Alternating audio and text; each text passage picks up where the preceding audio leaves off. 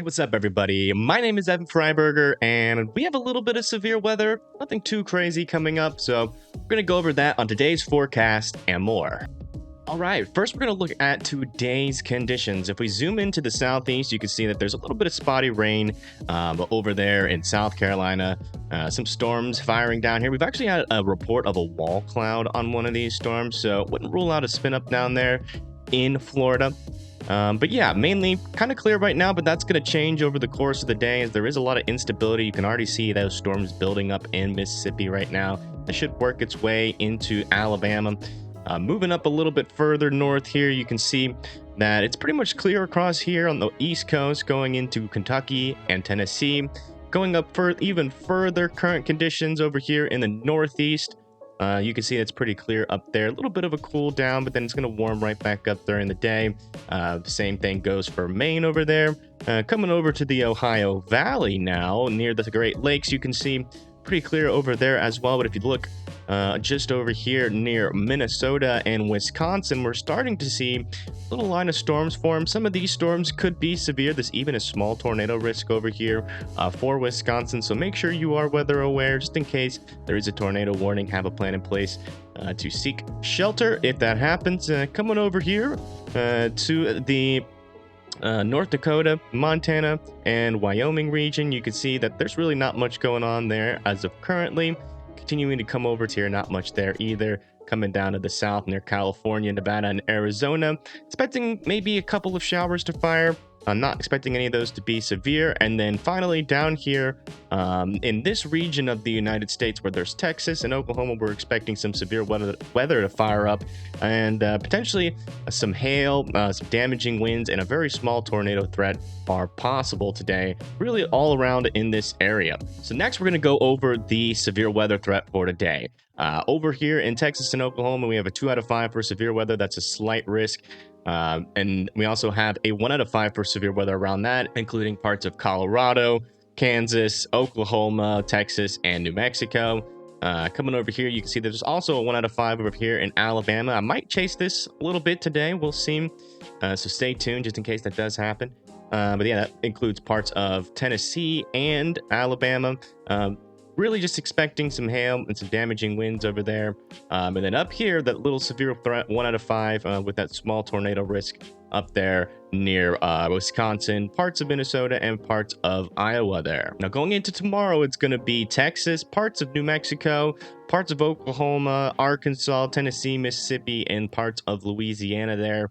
Where we have a slight risk and a marginal risk for severe weather tomorrow. We're talking about damaging winds, hail, and a small risk for tornadoes. The kinematics really aren't in place for too much craziness on this day, but definitely a day you need to be weather aware for just in case you do have outdoor plans. And coming over to day 3 here, so that would be 3 days from now, we have another marginal risk of severe weather, and that includes parts of Texas, Louisiana, Mississippi, Alabama, and Georgia. Also might chase this day a little bit, see if we can catch any cool storms out there on camera, but yeah, not really too big of a deal. Probably some hail, maybe some damaging winds can't be ruled out. Not really expecting a tornado threat with this, but we'll see how that pans out in the future. So now we're going to look in the future models here to see what these storms are going to look like and around what time do they start to fire. So this is the future radar. Moving this forward, you can see that those storms really do start to pop up around 3 p.m. They're near the Texas and Oklahoma panhandle there. And then moving this forward, you can see a lot of little storms pop up near Lubbock, Midland, and Amarillo by around 6 p.m. Moving this all the way through, you can see even more storms, some of them having those pink and black colors. That indicates some larger hail there, and that starts to move through Wichita Falls by around 10 p.m. and Amarillo as well. But then you move this all the way through, and then by the time we get into the overnight hours, that risk really does die down and just kind of becomes a big rain deluge here for parts of Oklahoma City. So now moving over to the threat of severe weather down here in the southeast, you can see that we are expecting some storms to fire over here in Mississippi, Alabama, maybe even right off the coast of South Carolina there. And this is at around 2 p.m. there. So if we move this forward a couple frames, you can see that potentially some stronger storms just on the border there of Alabama and Tennessee at around 5 p.m. They're moving this forward even more. You can see the main area where we're expecting the stronger storms are going to be over here in Alabama. But take a look down here near southeastern Georgia, maybe, and even parts of northern Florida. Could potentially also see some stronger storms down there as well. And then once that daytime heating cools off, we're really expecting these storms to lose their muster. Now coming up here to Wisconsin, Minnesota, and Iowa's severe weather threat, you can see that this little line is going to be a problem pretty much throughout the day. Potentially some stronger storms firing around this line. There is some kinematics there for some spinning to be in the atmosphere, which essentially could cause some briefer and weaker tornadoes. So you definitely need to be weather aware. You guys really aren't too used to severe weather out there, so just make sure that you have a plan in place to monitor these storms and to receive warnings. But yeah, it's just a really quick time there, right around when that line gets to Eau Claire, and then it continues off to the east. It kind of starts to die out pretty fast by the time we get to 9 p.m. But expect those storms to start firing at around 4 p.m. today and then end at 9 p.m. Now, coming back here for tomorrow's threat, you can see that there that initial convection fire, all that convection down in the southeast fires, and then this little low pressure moves through Oklahoma.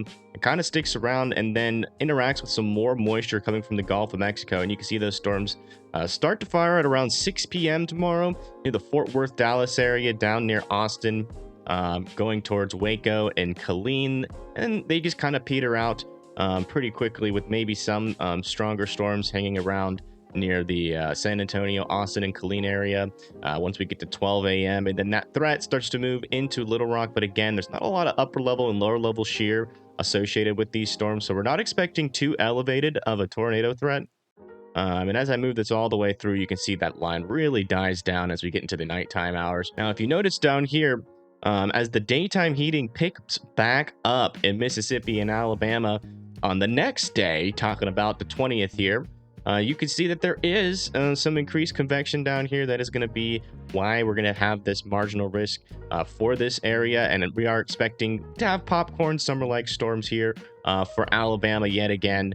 But it's not going to be anything too crazy. All right, that's it for me. Thank you for watching. And make sure you hit that like and subscribe button and turn on post notifications so you don't miss out on any of my important updates.